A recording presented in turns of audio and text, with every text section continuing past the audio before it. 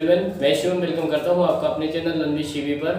आज पढ़ेंगे class 10th chemistry का 4th chapter carbon and compound. Chapter का नाम है कार्बन एंड कंपाउंड। यहाँ से आपकी स्टार्ट होती है ऑर्गेनिक केमिस्ट्री। ठीक है, ऑर्गेनिक केमिस्ट्री स्टार्ट होती है। ऑर्गेनिक क्या होता है? ऑर्गेनिक वो होता है जो लिविंग बीइंग से मिले। ऑर्गेनिक वो होता है जिसमें कार्बन प्रेजेंट हो। तो पहले आप देखेंगे ऑर्गेनिक केमिस्ट्री क्या होती है। तो ये क्या होती है? Branch of chemistry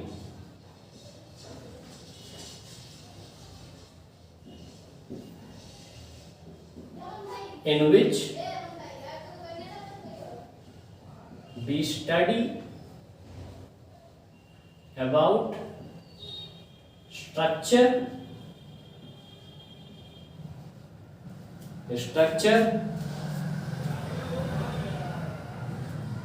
preparation and shape of organic compound।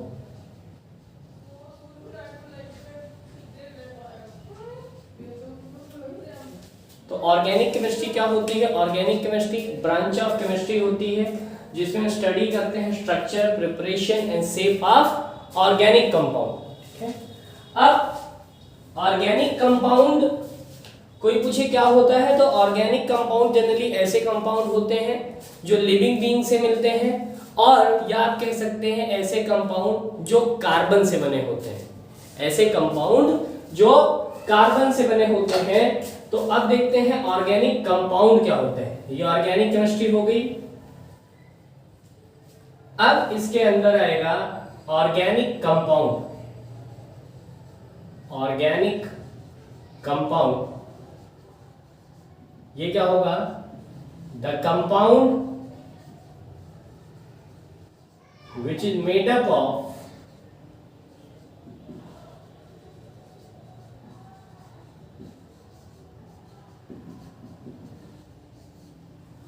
which is made from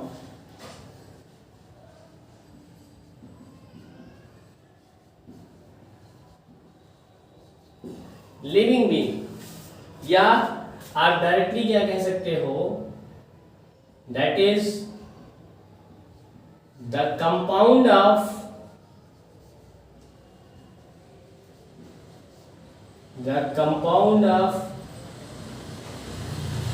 carbon. तो जो कार्बन के कंपाउंड होते हैं उनको बोला जाता है क्या? Organic compound. ठीक है, तो जो कार्बन के कंपाउंड आपके होते हैं उनको ऑर्गेनिक कंपाउंड बोला जाता है। ठीक है, जैसे example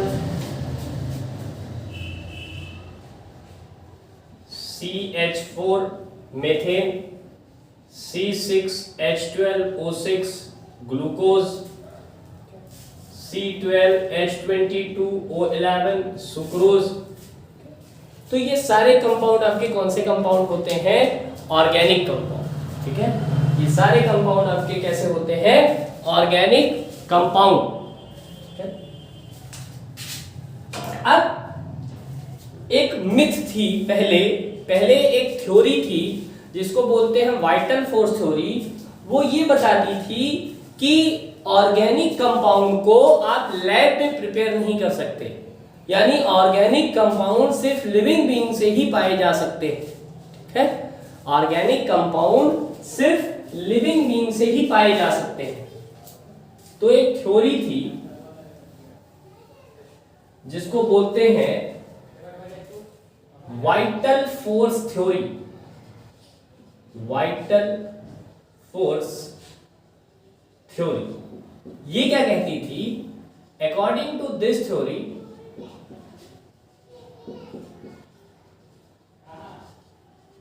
a vital force is necessary for the formation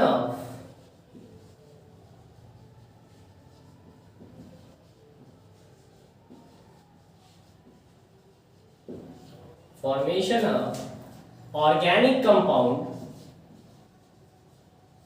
hence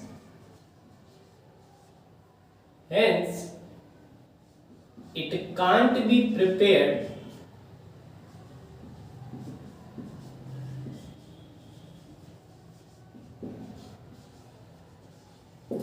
in lab। मतलब इन्होंने कहा था एक नेचुरल फोर्स की जरूरत होती है, एक वाइटल फोर्स की जरूरत होती है ऑर्गेनिक कंपाउंड को बनाने में, ठीक है। इसीलिए आप ऑर्गेनिक कंपाउंड को लैब में प्रिपेयर नहीं कर सकते, ठीक है। और ये थ्योरी किसने दी थी? ये थ्योरी दी थी एक साइंटिस्ट जिनका नाम था बर्जीलियस। तो बर्जीलियस ने वाइटल फोर्स थ्योरी दी, करीब 18th सेंचुरी के लास्ट में इन्होंने वाइटल फोर्स थ्योरी दी, ठीक है। तो हुआ क्या इसके बाद इनके एक, ठीक है, इनके आप कह सकते हो तो स्टूडेंट थे जिनका नाम था वूलर। वर्जीलियस के स्टूडेंट, इनका नाम था वूलर। इन्होंने ऑलमोस्ट 1850 से 1870 के बीच, 1850 से 1870 के बीच किया क्या कि एक कंपाउंड लिया,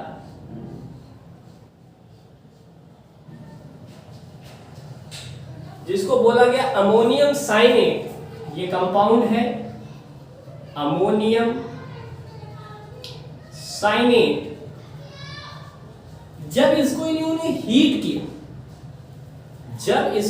हीट किया तो बना क्या? तो एक कंपाउंड बन गया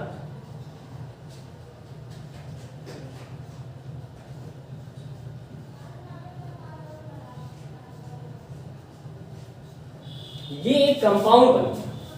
इस कंपाउंड का फॉर्मूला क्या होगा? NH2CONH2। और इसका ये कंपाउंड क्या है? ये कंपाउंड है यूरिया। ये कंपाउंड क्या है? यूरिया। तो आप देखिए यूरिया में क्या हुआ, डायरेक्ट कार्बन दिख रहा है जो कि ऑक्सीजन से अटैच है, मतलब यूरिया एक ऑर्गेनिक कंपाउंड है। तो सबसे पहला कंपाउंड जो कि लैब में बनाया गया था, ऑर्गेनिक कंपाउंड जो कि लैब में बनाया गया था, वो कौन सा था? वो था यूरिया।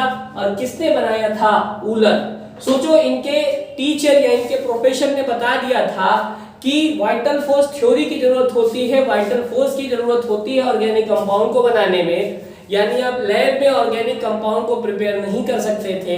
बट वूलर ने, जो कि इनके डिसाइपल थे, इनके शिष्य थे, इन्होंने 1850 से 1870 के बीच किया क्या? अमोनियम साइनेट को हीट किया तो देखा क्या बन गया है? अमोनिया बन गया, जो कि पहला ऑर्गेनिक कंपाउंड था, ठीक है, जो कि पहला ऑर्गेनिक कंपाउंड था, ठीक है। तो अगर आपसे कोई पूछे कि पहला ऑर्गेनिक कंपाउंड कौन था जो लैब में बनाया गया था, वो कौन सा था? यूरिया। वो कौन सा था? यूरिया। और ये फॉर्मूला होता है यूरिया का NH2CONH2, ठीक है। वो कंपाउंड यूरिया था। इसके बाद और बहुत सारे कंपाउंड बनाए गए, जैसे इसके बाद कॉल्वे ने, उसके बाद कॉल्वे ने क्या बनाया? एथेनोइक एसिड बना दिया। उसके बाद मेथेनोइक एसिड बन गया। तो उसके बाद बहुत सारे कंपाउंड बनाने जाने लगे, लेकिन सबसे पहला जो ऑर्गेनिक कंपाउंड था जो लैब में बनाया गया था, उस कंपाउंड का नाम था क्या? उस कंपाउंड का नाम था आपका यूरिया। और उसके बाद एथेनोइक एसिड कॉल्वे ने बना दिया, फिर मेथेनोइक एसिड बनने लगा। लेकिन जो पहला ऑर्गेनिक कंपाउंड था जिसको वूलर ने बनाया था, वो था यूरिया। किससे बनाया था उन्होंने? अमोनियम साइनेट को जब हीट कर दिया तो देखा कि यूरिया बन गया है, जो कि क्या था? जो कि फर्स्ट ऑर्गेनिक कंपाउंड था। यूरिया लिविंग बीइंग से भी पाया जाता है यूरिया, ठीक है, लिविंग ऑर्गेनिज्म से पाया जाता है। नाइट्रोजन साइकिल जब आप पढ़ते हैं तो उसमें आप देखते हैं वहां यूरिया बनता है, ठीक है। तो वो यूरिया ऑर्गेनिक था, लेकिन सबसे पहला ऑर्गेनिक कहाँ बनाया गया था? वो लैब में बनाया गया था। किसके द्वारा बनाया गया था? वूलर के द्वारा बनाया गया था। मतलब आप कुल मिला के ये कह सकते हो कि जो ऑर्गेनिक कंपाउंड था वो ऐसे, या ऑर्गेनिक कंपाउंड ऐसे कंपाउंड होते हैं जो कि जिनमें कार्बन पाया जाता है, जिनमें कार्बन पाया जाता है, ठीक है। जैसे आपके प्रोटीन, कार्बोहाइड्रेट, ये सारे आपके कैसे हैं? ये सारे आपके organic compound.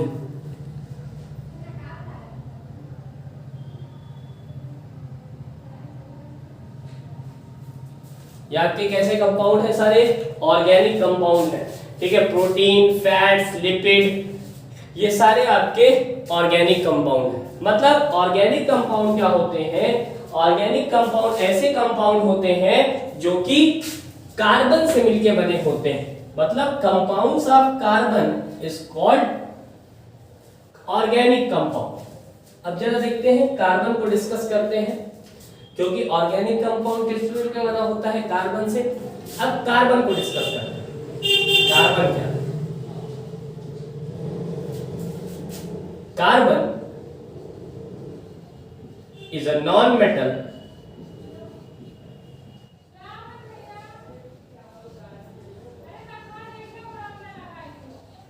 which is the basis of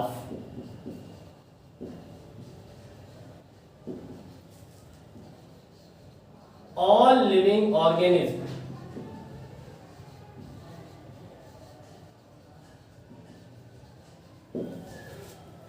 Its atomic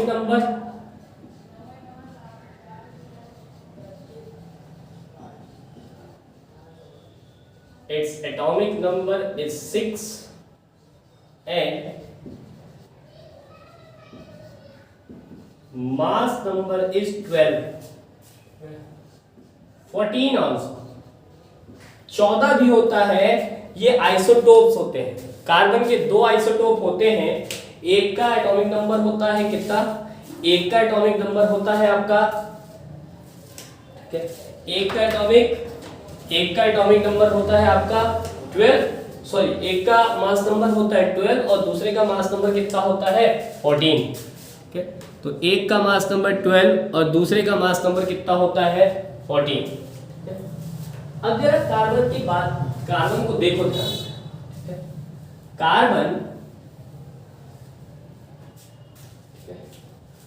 carbon का एटॉमिक नंबर 6 है। मतलब इसका अगर कॉन्फ़िगरेशन करें तो ये 2 और 4 आता है।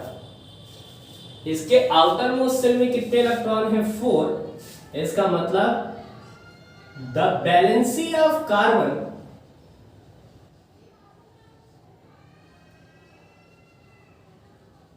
is 4। The valency of carbon is 4, या इसी को बोलते हैं टेट्रा वैलेंसी।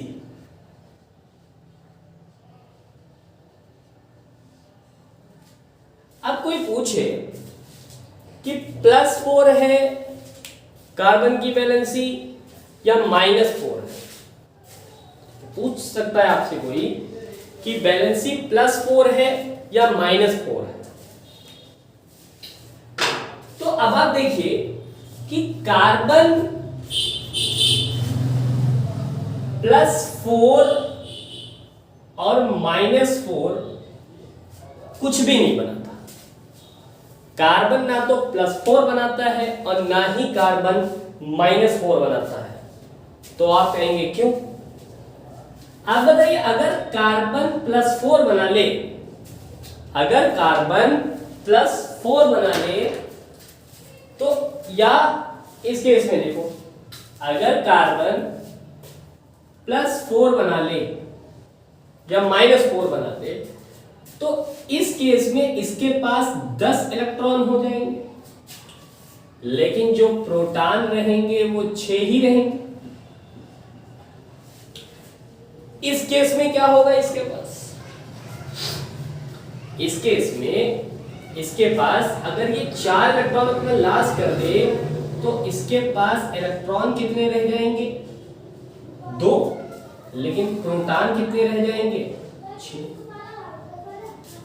अब जरा मेरी बात को ध्यान से सुनो।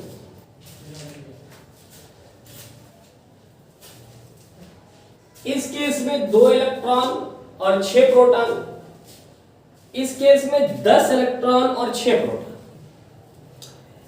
तो इस केस में एटम के लिए जो आपका एटम बनेगा उसके लिए पॉसिबल नहीं होगा कि वो 6 प्रोटॉन के बदले 10 इलेक्ट्रॉन को होल्ड कर पाए, क्योंकि आपको पता है 6 इलेक्ट्रॉन के होगा क्या कि 6 इलेक्ट्रॉन, 6 जो प्रोटॉन है वो 6 इलेक्ट्रॉन को होल्ड कर लेंगे, लेकिन जो 4 इलेक्ट्रॉन और बचेंगे आपको पता है उनकी एनर्जी हाई हो जाएगी, और हाई एनर्जी के कारण ये यहां पे बाइंड नहीं रह पाएंगे।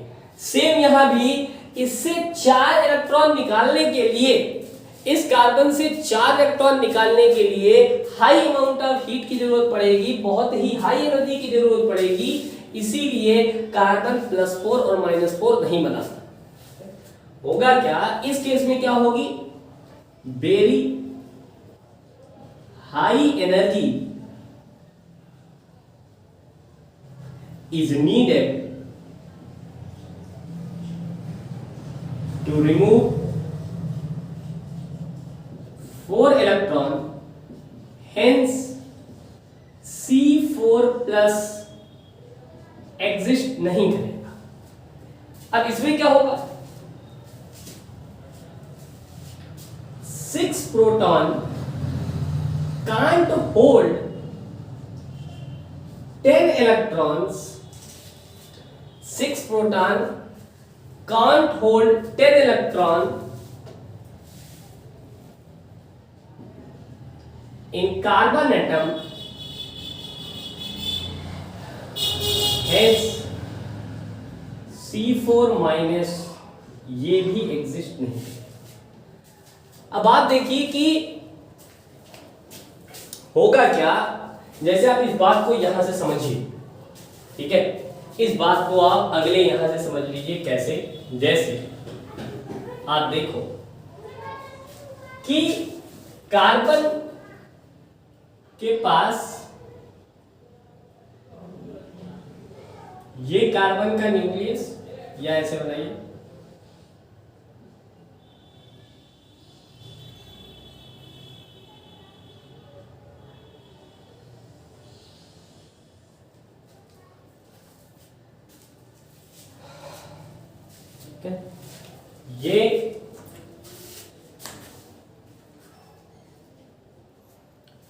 ये आपके कार्बन के 4 इलेक्ट्रॉन ये हो और 2 ये, टोटल कितने इलेक्ट्रॉन हो गए, टोटल 6 इलेक्ट्रॉन हो गए। अब देखो जरा, मान लेते हैं कि 1 इलेक्ट्रॉन ये यहां से निकला, तो अब क्या होगा, अब यहां पे इलेक्ट्रॉन कितने बचेंगे, 5, और प्रोटॉन कितने बचेंगे, 6, ठीक है। अब इसका मतलब 5 इलेक्ट्रॉन को 6 प्रोटॉन होल्ड कर रहे हैं, तो आपको पता है काफी टाइटली होल्ड करेंगे, तो 1 इलेक्ट्रॉन को निकाल लिया। अब जब दूसरा इलेक्ट्रॉन आप निकालने जाएंगे तो पता है इस 5 इलेक्ट्रॉन को बैलेंस करने के लिए 6 प्रोटॉन है, तो मान लेते हैं एक और इलेक्ट्रॉन आपने निकाल लिया, तो अब इलेक्ट्रॉन कितने बचे, 4, लेकिन प्रोटॉन कितने हैं, 6, यानी 4 इलेक्ट्रॉन को 2 एक्स्ट्रा प्रोटॉन होल्ड कर रहे हैं, तो आपको पता है कि यहां पॉजिटिव चार्ज सेंटर आ जाएगा, यानी पॉजिटिवनेस बढ़ जाएगी। तो क्या इलेक्ट्रॉन को आप इजीली निकाल पाओगे, नहीं, आप इलेक्ट्रॉन को इजीली नहीं निकाल पाओगे। मान लेते हैं आप 2 इलेक्ट्रॉन निकाल लिया, आपने 2 इलेक्ट्रॉन निकाल लिया, लेकिन अब जब तीसरा इलेक्ट्रॉन निकालने जाओगे, जैसे मान लेते हैं ये तीसरा इलेक्ट्रॉन निकालने जाओगे, तो आपको पता है तीसरा इलेक्ट्रॉन निकालना बहुत टफ हो जाएगा, क्योंकि यहीं देखो 2+ के साथ कार्बन एग्जिस्ट करेगा, यहीं पे देखिए 2+ के साथ कार्बन एग्जिस्ट करेगा, मतलब तीसरा इलेक्ट्रॉन तो आप चाह के भी निकाल नहीं पाओगे, काफी ज्यादा एनर्जी देनी पड़ेगी, क्योंकि आपको पता है ये जो इलेक्ट्रॉन आप निकाल रहे हो उसको एक्स्ट्रा प्रोटॉन अट्रैक्ट कर रहे हैं, तो चाह के भी आप ये इलेक्ट्रॉन निकाल नहीं पाओगे, ठीक है। तो और 3 नहीं निकाल ले, मान लो आप तीसरा निकाल भी ले गए, देखो मान लेते आप तीसरा निकाल ले गए, अब देखो जरा, अब कितने इलेक्ट्रॉन बचे, 3, और प्रोटॉन कितने, 6, देखो डबल एनर्जी लग रही है। अब 3 इलेक्ट्रॉन 3 प्रोटॉन को तो न्यूट्रल कर पा रहे हैं, लेकिन 3 एक्स्ट्रा प्रोटॉन यहां जनरेट हो रहे हैं जो कि अब इलेक्ट्रॉन को निकालने नहीं देंगे। तो अब आप ये सोच रहे होगे कि ये 3 ही प्लस बना ले, क्या दिक्कत है? आप ये सोच रहे होगे कि ये 3 प्लस बना ले, लेकिन ये 3 प्लस अगर बनाएगा तो इसकी बैलेंसी कंप्लीट होगी क्या? इसकी बैलेंसी कंप्लीट होगी क्या?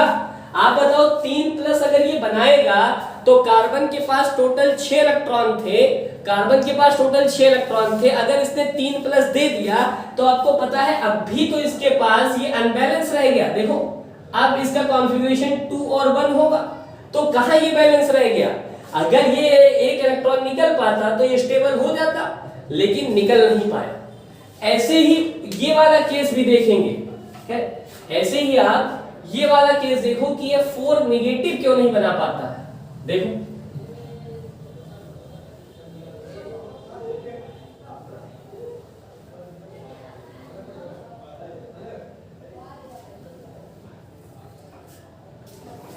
अब मान लेते हैं, आप सोच रहे हो कि 4 नेगेटिव बना ले, चलो ठीक है। अभी इनिशियल इसके पास कितने इलेक्ट्रॉन है? 6, और प्रोटॉन कितने हैं? 6। अब मान लो एक एक्स्ट्रा इलेक्ट्रॉन यहां आ गया, यहां तो इलेक्ट्रॉन कितने हो गए? 7, प्रोटॉन कितने हो गए? 6। यानी 6 इलेक्ट्रॉन को 6 प्रोटॉन बैलेंस कर पा रहा था, लेकिन एक एक्स्ट्रा इलेक्ट्रॉन और आ गया है। ठीक, तो अब मान लो कि एक और इलेक्ट्रॉन लाके इसको दे दिया और इसने एनर्जी एमिट करी, एक और इलेक्ट्रॉन दे दिया। अब इसके पास 8 इलेक्ट्रॉन हो गए, लेकिन प्रोटॉन कितने हैं? 6। अब 2 इलेक्ट्रॉन एक्स्ट्रा हो गए। 2 इलेक्ट्रॉन एक्स्ट्रा का मतलब 2 चार्ज वो एक्स्ट्रा लेके आएंगे। तो क्या जो अगला इलेक्ट्रॉन आ रहा है ये उसको आने देंगे? क्या ये इलेक्ट्रॉन को एब्जॉर्ब करेंगे? तो आपने कहा इलेक्ट्रॉन को एब्जॉर्ब करना तो टफ है, क्योंकि इनके पास एक्स्ट्रा इलेक्ट्रॉन है और एक्स्ट्रा इलेक्ट्रॉन उस इलेक्ट्रॉन को रिपल करेंगे। मान लेते हैं एक और इलेक्ट्रॉन कहीं से आ गया, इसने ठीक है इलेक्ट्रॉन लिया और एनर्जी रिलीज की। अब इसके पास कितने? 9 इलेक्ट्रॉन हो गए और 6 प्रोटॉन हो गए। अब आप देखो यहां पे 3 इलेक्ट्रॉन एक्स्ट्रा आ रहे हैं। 6 प्रोटॉन 6 इलेक्ट्रॉन को बैलेंस कर लेगा, लेकिन 3 इलेक्ट्रॉन एक्स्ट्रा आ रहे हैं। जरा सोचिए, 3 इलेक्ट्रॉन मतलब प्रोटॉन का 1.5 गुना आपके इलेक्ट्रॉन हो गए हैं। तो जो आपका 3 इलेक्ट्रॉन है, अब वो कोई इलेक्ट्रॉन को आने नहीं देगा, क्योंकि जैसे कोई इलेक्ट्रॉन आएगा ये उसको रिपल कर देगा। तो कार्बन ना तो +4 बनाता है, कार्बन ना ही -4 बनाता है।